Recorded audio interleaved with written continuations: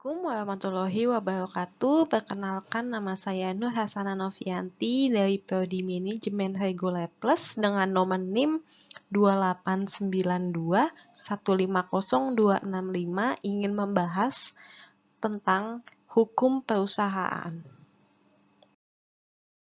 Di Indonesia dapat dijumpai beragam bentuk-bentuk badan usaha yang sebagian besar adalah merupakan bentuk badan usaha peninggalan zaman pemerintah Belanda, yang beberapa di antaranya telah diganti dengan sebutan dalam bahasa Indonesia. Namun demikian, masih ada sebagian yang masih menggunakan nama aslinya, misalnya firma dan CV.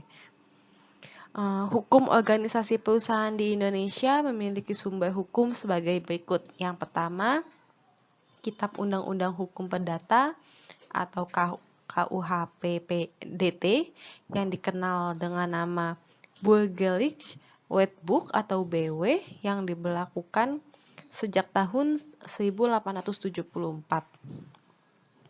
Kitab Undang-Undang Hukum Dagang atau KUHD yang dikenal dengan nama Wetboek van Koophandel atau WVK yang diberlakukan sejak tahun 1974. Undang-Undang Perseroan Terbatas, Undang-Undang Pasar Modal, Undang-Undang Perbankan, dan undang-undang lainnya. Yang kedua, peraturan perundang-undangan yang diterbitkan dalam berbagai bentuk peraturan, misalnya peraturan pemerintah, peraturan presiden, keputusan menteri, dan sebagainya. Yang ketiga, kebiasaan dan jurisprudensi. Yang keempat, pendapat para ahli hukum. Badan usaha yang berbadan hukum. Yang pertama, PT atau perseroan terbatas. Landasan hukum bagi pelaku usaha di Indonesia agar terjamin kepastian baik dalam proses pembentukan perseroan, status badan hukum, penyelenggaraan perseroan, maka pada tanggal 16 Agustus 2007 telah diberlakukan Undang-Undang Perseroan Terbatas yang baru, yaitu Undang-Undang Nomor 40 Tahun 2007 tentang Perseroan Terbatas. Dengan berlakunya undang-undang ini, maka Undang-Undang Nomor 1995 tentang perseroan terbatas dinyatakan dicabut dan tidak berlaku lagi. Dalam undang-undang ini ditegaskan bahwa perseroan adalah badan hukum yang merupakan persekutuan modal, didirikan berdasarkan perjanjian, melakukan kegiatan usaha dengan modal dasar yang seluruhnya terbagi dalam saham, dan memenuhi persyaratan yang ditetapkan dalam undang-undang ini dan peraturan pelaksanaannya. PT merupakan subjek hukum yang mandiri, yang eksistensinya tidak tergantung kepada keberagaman pemegang saham, direksi, dan komisaris. Pengertian terbatas harus diartikan bahwa pertanggungjawaban pemegang saham terbatas kepada saham yang dimilikinya. Dalam pasal 3 ayat 2 Undang-Undang Nomor 40 Tahun 2007 tentang perseroan terbatas disebutkan bahwa pemegang saham dapat dibebani pertanggungjawaban secara pribadi, yaitu dalam hal sebagai berikut. Yang pertama, persyaratan perseroan sebagai badan hukum belum atau tidak dipenuhi. Yang kedua, pemegang saham yang bersangkutan baik langsung maupun tidak langsung dengan itikat buruk memanfaatkan perseroan untuk kepentingan pribadi. Yang ketiga, pemegang saham yang bersangkutan terlibat dalam perbuatan melawan hukum yang dilakukan oleh perseroan. Yang keempat, pemegang saham yang bersangkutan baik langsung maupun tidak langsung secara melawan hukum menggunakan kekayaan perseroan yang mengakibatkan perseroan menjadi tidak cukup untuk melunasi hutang perseroan. Prosedur pendirian PT adalah yang pertama, membuat akta pendirian pada notaris. Yang kedua, meminta pengesahan kepada Menteri Kehakiman. Yang ketiga, pendaftaran. Yang keempat adalah pengumuman.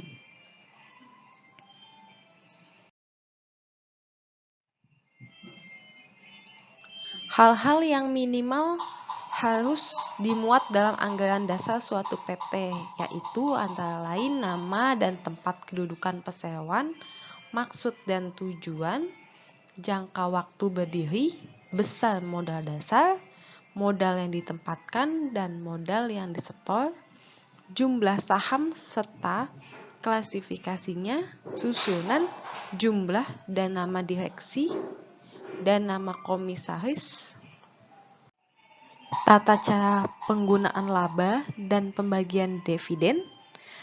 Undang-Undang PT mengatur mengenai larangan dalam penggunaan nama perseroan yang pertama, telah dipakai secara sah oleh perseroan lain atau sama dengan pokoknya dengan nama perseroan lain.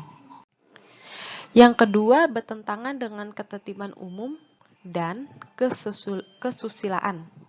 Yang ketiga, sama atau mirip dengan nama lembaga negara, lembaga pemerintah, atau lembaga internasional kecuali mendapat izin dari yang bersangkutan.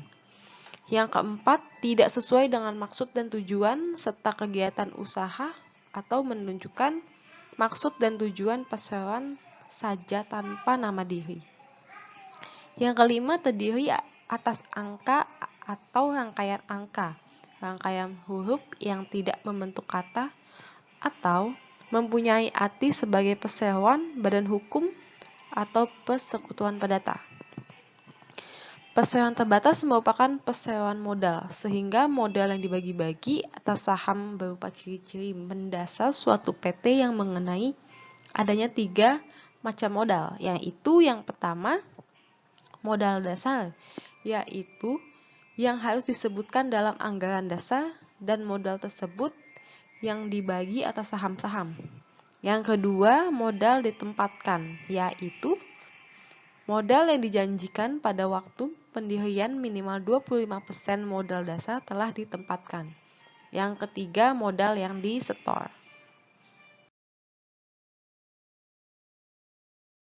Undang-Undang PT mengatur syarat minimal modal dasar yang mendirikan PT yaitu sebesar 50 juta rupiah.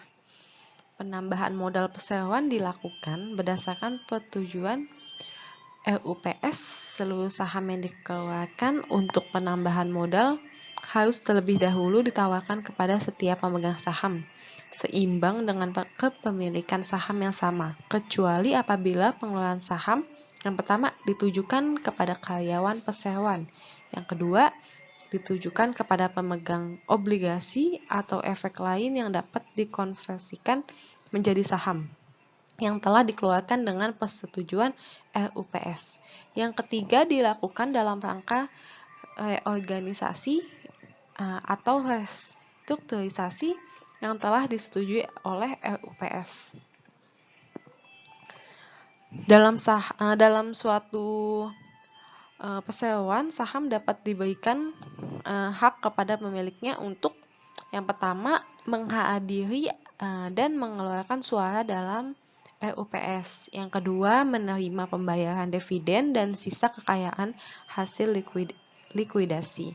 Yang ketiga, menjalankan hak lainnya berdasarkan Undang-Undang Perseroan Terbatas dalam anggaran dasar yang diatur persyaratan mengenai pemindahan hak atas saham, yaitu yang pertama, keharusan menawarkan terlebih dahulu kepada pemegang saham dengan klasifikasi tertentu atau pemegang saham lainnya. Yang kedua, keharusan mendapat persetujuan terlebih dahulu dari organ perseroan.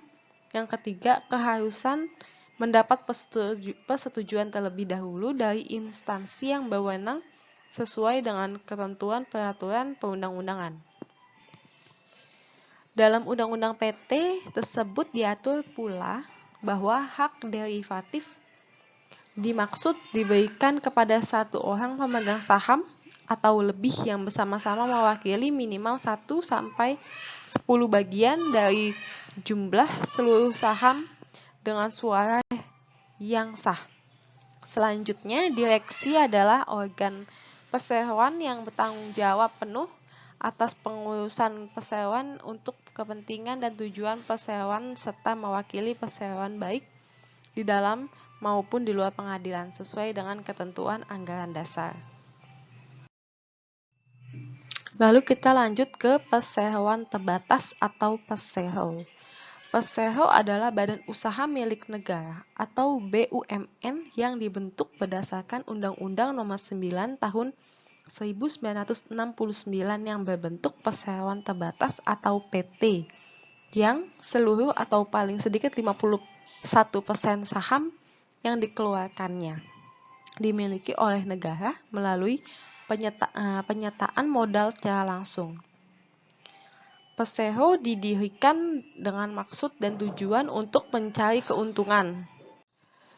Namun demikian, persero dapat pula didirikan untuk pelaksanaan tugas khusus, yaitu persero yang sifat usahanya untuk melaksanakan pelayanan kepentingan masyarakat luas.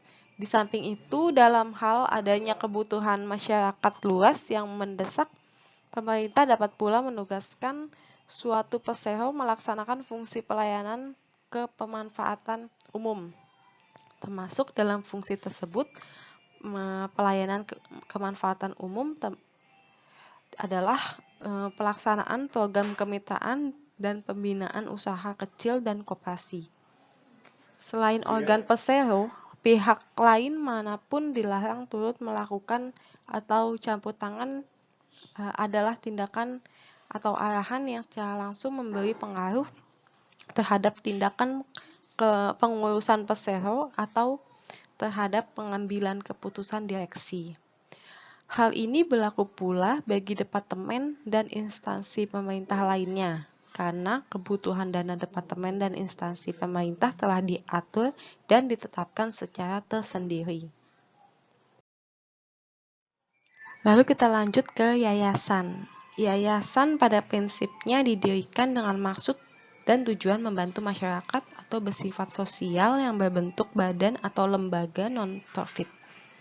Yayasan sekarang telah memiliki dasar hukum, yaitu Undang-Undang Nomor 16 Tahun 2001 tentang yayasan, yang kemudian telah diubah dengan Undang-Undang Nomor 28 Tahun 2004. Sebelum diberlakukannya Undang-Undang Nomor 16 Tahun 2001, yayasan dapat didirikan dengan sangat mudah dan melakukan kegiatan dengan sangat bebas tanpa perlu melaporkan kondisinya kepada suatu instansi. Pada masa ini, yayasan pada umumnya disalahgunakan untuk mencari keuntungan yang besar karena belum ada ketentuan yang mengatur dan hanya dengan modal secukupnya. Seseorang atau beberapa orang dapat mengajukan permohonan untuk mendirikan yayasan kepada notaris yang kemudian membuat akta pendirian yayasan berikut anggaran dasar yayasan. Dengan diberlakukannya Undang-Undang Nomor 16 Tahun 2001, Nomor 28 Tahun 2004 tentang yayasan, maka yayasan memiliki ketentuan yang mengatur antara lain. Yang pertama, yayasan mempunyai organ yang terdiri dari pembina, pengurus, dan pengawas. Itu ada di dalam pasal 2 Undang-Undang Nomor 16 Tahun 2001. Yang kedua, yayasan tidak boleh membagi hasil kegiatan usaha kepada pembina, pengurus, dan pengawas, sehingga sesuai dengan maksud dan tujuan yayasan yang bersifat sosial dalam pasal 3 ayat 3 Undang-Undang Nomor 16 Tahun 2001. Yang ketiga, kekayaan yayasan tidak boleh dialihkan atau dibagikan secara langsung atau tidak langsung dalam bentuk apapun yang dapat dinilai dengan uang kepada pembina, pengurus, dan pengawas, kecuali ditentukan dalam anggaran dasar bahwa pengurus menerima gaji, upah, atau honorarium. Bila pengurus tersebut bukan pendiri dan tidak terafiliasi dengan pendiri, pembina, dan pengawas dalam pasal 5 Undang-Undang Nomor 16 Tahun 2001 dan Undang-Undang Nomor 28 Tahun 2004.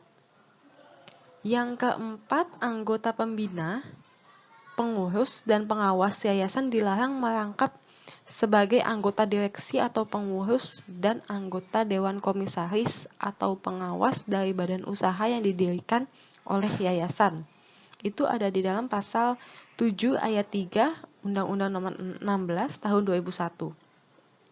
Yang kelima, yayasan memperoleh status badan hukum setelah akta pendirian yayasan diperoleh pengesahan dan Menteri Kehakiman dan Hak Asasi Manusia dan wajib diumumkan dalam tambahan berita negara RI. Dalam pasal 11 dan pasal 24 Undang-Undang Nomor 16 Tahun 2001 dan Undang-Undang Nomor 28 Tahun 2004. Lalu kita lanjut ke koperasi. Koperasi adalah suatu badan usaha bersama, di mana anggota-anggota pada umumnya bergabung secara sukarela dan atas persamaan hak dan kewajiban melakukan usaha yang bertujuan untuk memenuhi kebutuhan anggotanya. Bentuk koperasi sendiri telah memiliki dasar hukum yaitu Undang-Undang Nomor 25 Tahun 1992 tentang perkoperasian yang memberikan pengertian koperasi sebagai badan usaha yang beranggotakan orang-orang atau badan hukum koperasi dengan melandaskan kegiatannya berdasarkan prinsip koperasi, sekaligus sebagai gerakan ekonomi rakyat yang berdasarkan atas asas kekeluargaan. Tujuan utama dari koperasi yaitu untuk membangun perekonomian rakyat. Koperasi yang anggotanya bersifat sukarela dan terbuka memiliki ciri khas yang selalu diawasi oleh para anggota yang mempergunakan jasa-jasa koperasi. Dan dengan adanya persamaan hak dan kewajiban yang menunjukkan dasar dari koperasi yaitu demokrasi.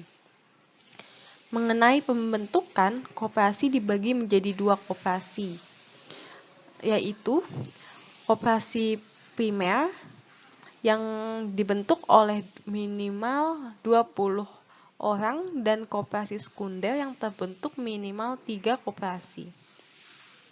Pembentukan koperasi ini sendiri dilakukan dengan adanya akta pendirian yang membuat anggaran dasar dan akta pendirian tersebut harus disahkan oleh pemerintah agar koperasi tersebut memperoleh status badan hukum.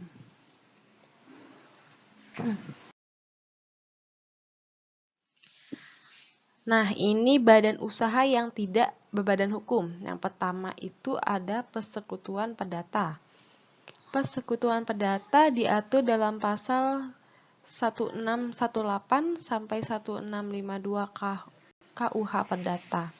Definisi dari persekutuan perdata adalah suatu persetujuan di mana dua orang atau lebih mengikatkan diri dan memasukkan suatu ke dalam persekutuan dengan maksud untuk membagi keuntungan yang terjadi karenanya. Persekutuan perdata dikatakan sebagai bentuk kemitraan dasar, bentuk usaha yang biasanya dipergunakan oleh para konsultan, ahli hukum, notaris, dokter, arsitek, dan profesional sejenis lainnya. Dikatakan sebagai bentuk pemitraan yang paling sederhana karena yang pertama, dalam hal modal kita tidak ada ketentuan tentang besarnya modal. Yang kedua, dalam rangka memasukkan modal selalu berbentuk uang atau barang, boleh menyumbangkan hanya tenaga saja. Yang ketiga, lapangan pekerjaan tidak dibatasi, juga bisa di dalam bidang perdagangan. Yang keempat, tidak ada pengumuman kepada pihak ketiga seperti yang dilakukan oleh firma.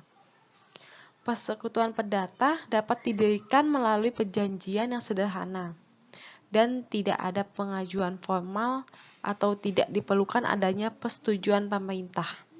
Pada umumnya, hal-hal yang diatur dalam perjanjian atau persetujuan persekutuan perdata adalah yang pertama, modal yang harus dimasukkan. Yang kedua, cara kerja. Yang ketiga, pembagian keuntungan. Atau bila ada yang diatur, maka berlaku ketentuan menurut undang-undang. Yang keempat, tujuan bekerja sama. Yang kelima, waktu dan lamanya. Yang keenam, lain-lain yang dianggap tidak perlu.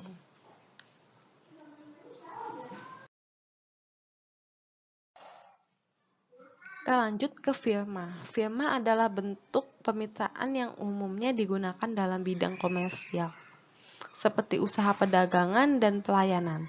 Firma diatur dalam Kitab Undang-Undang Hukum Dagang atau KUHD, bab ketiga bagian kedua pasal 16-35. Ketentuan tentang persekutuan perdata dalam KUH Perdata juga berlaku untuk firma. Keberadaan firma bisa dengan perjanjian tertulis atau dengan lisan, tetapi yang terbaik adalah dengan perjanjian tertulis atau akta otentik yang dibuat agar didaftarkan dalam berita negara RI. Firma tidak dianggap sebagai mempunyai maksud usaha yang tidak terbatas, dan jangka waktu keberadaan firma tidak ditentukan. Apabila karena kematian dari suatu mitra atau karena sebab lain kemudian mitra harus diganti, maka dapat ditempuh cara dengan alternatif sebagai berikut. Yang pertama, firma yang lama bisa dibubarkan dan yang baru didirikan, atau firma yang lama diteruskan dengan memasukkan mitra baru dan menggantikan mitra yang lama. Nah, ini kita lanjut ke CV.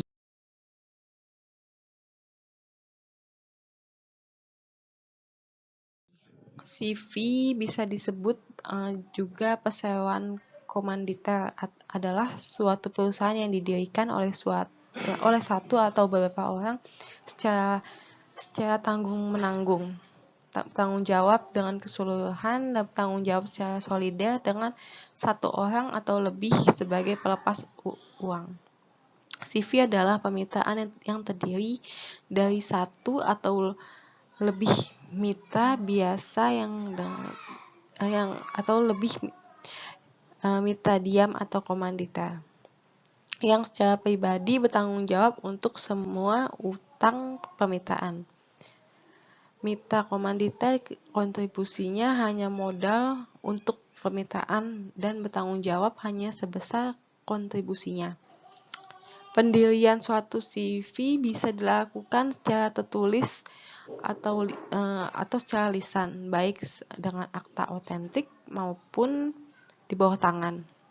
Juga tidak ada suatu keharusan untuk melakukan pendaftaran dan pengumuman di berita negara RI. Namun sebaiknya untuk kepastian hukum pendirian CV dengan akta otentik serta didaftarkan dan diumumkan dalam berita negara RI. Nah, ini administrasi perusahaan. Yang pertama ada wajib daftar perusahaan dengan penjelasannya di sini, dan dokumen perusahaan. Ada dasar hukumnya dalam Undang-Undang Nomor 8 Tahun 1997 tentang dokumen perusahaan. Yang ketiga ada TDUP atau SIUP yang menjadi dasar hukum dengan keputusan Menteri Perindustrian dan Perdagangan RI Nomor 408 MPP per 10 tahun 1997. Lalu perusahaan yang dibebaskan dari kewajiban TDUP atau SIUP adalah yang pertama cabang perusahaan, yang kedua perusahaan yang telah memperoleh izin usaha yang setara dari Departemen Teknis, yang ketiga perusahaan produksi yang didirikan berdasarkan Undang-Undang PMDN atau PMA, yang keempat BUMN dan BUMD, yang kelima perusahaan kecil, dan yang keenam pedagang kaki lima.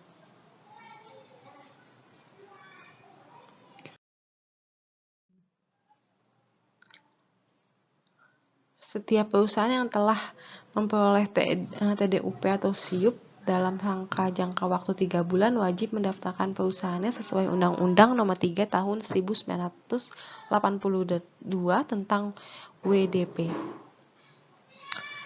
Lalu kita ke informasi keuangan tahunan perusahaan. Dasar hukumnya adalah Peraturan Pemerintah Nomor 24 Tahun 1998 tentang informasi keuangan tahunan perusahaan. Semua perusahaan yaitu setiap bentuk usaha yang melakukan kegiatan secara tetap dan terus-menerus dengan tujuan memperoleh keuntungan dan laba wajib menyampaikan laporan keuangan tahunan kepada Menteri Perindustrian dan Perdagangan. Nih, kewajiban yang menyampaikan laporan keuangan tahunan yang telah diaudit oleh akuntan publik berlaku bagi perusahaan yang berbentuk PT. Yang pertama merupakan PT terbuka, yang kedua bidang usaha berkaitan dengan pengerahan dana masyarakat, yang ketiga mengeluarkan surat pengakuan utang, yang keenam memiliki jumlah aktiva atau kekayaan paling sedikit 50 miliar.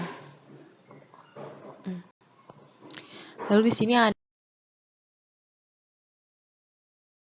penggabungan dan peleburan dan pengambilan alihan.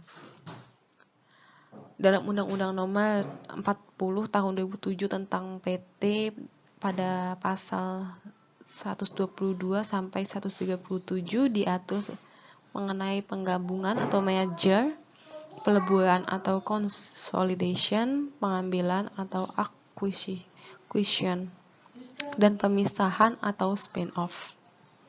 Penggabungan adalah perbuatan hukum yang dilakukan oleh satu perseroan atau lebih untuk menggabungkan diri dengan perseroan lain yang telah mengakibatkan aktiva dan pasiva dari perseroan yang menggabungkan diri beralih karena hukum kepada perseroan yang menerima penggabungan, dan selanjutnya status badan hukum perseroan yang menggabungkan diri berakhir karena hukum. Nah, ini di dalam Undang-Undang Nomor 40 Tahun 2007 tentang perseroan terbatas terdapat dua jenis pemisahan, yaitu pemisahan murni dan pemisahan tidak murni. Nah, di sini ada penjelasannya ya.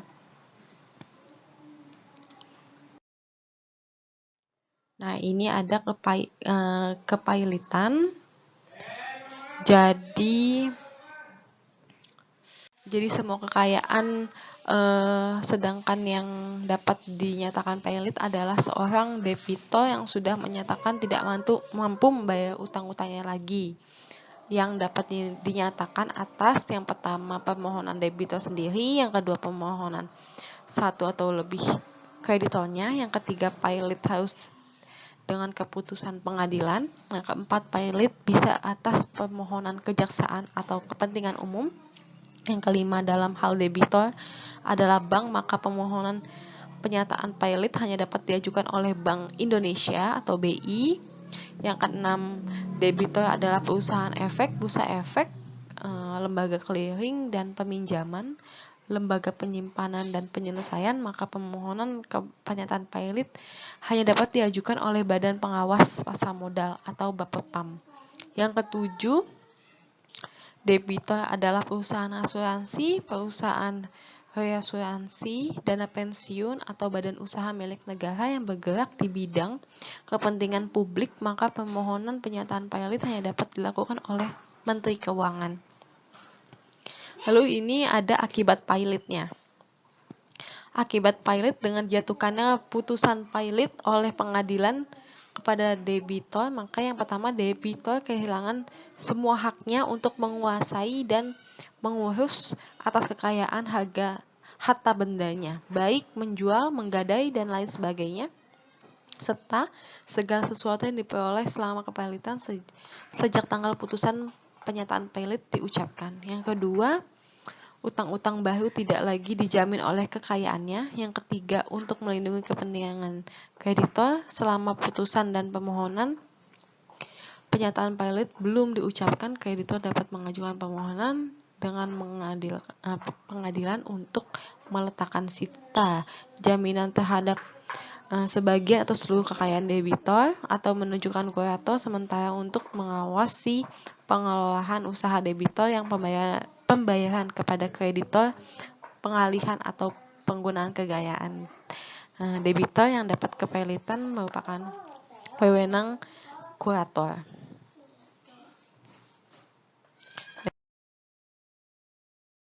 Di sini ada pengurusan harta pailit dan penjelasannya, dan tugas kuratornya ada 4 ya. Lalu ini penundaan kewajiban pembayaran utang atau PKPU. Ini PKPU. Ya, sekian presentasi dari saya. Saya ucapkan terima kasih. Wassalamualaikum warahmatullahi wabarakatuh.